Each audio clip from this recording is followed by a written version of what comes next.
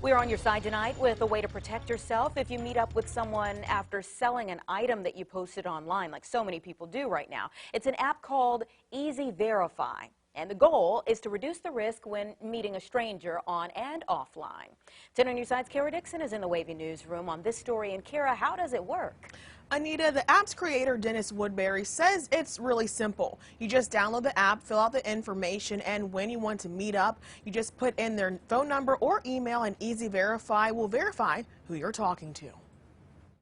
Security camera video from December shows a Virginia Beach teen getting the PlayStation 5 he was selling stolen after connecting with the buyer on Facebook Marketplace. Yo!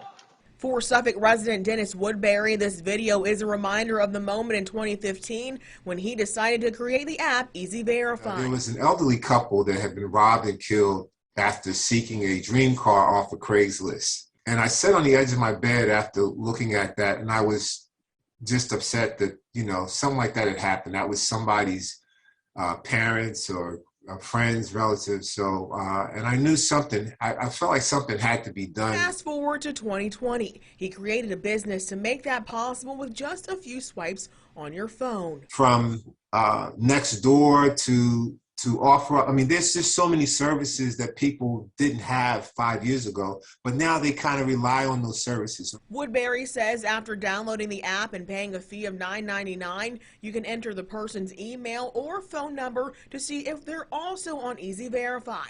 If not, we'll send a link to whoever you're connecting to have them fill out information so their data, powered by TransUnion, can discover if they are who they say they are. And we're not asking for anything really that's not already there. That's why we said that only an email or a phone number will get you what you need. Woodbury says now they're just working to get their name out there in hopes of cutting down on crimes, and say they're working to help those who not only online shop but use dating sites, are freelancers or real estate agents.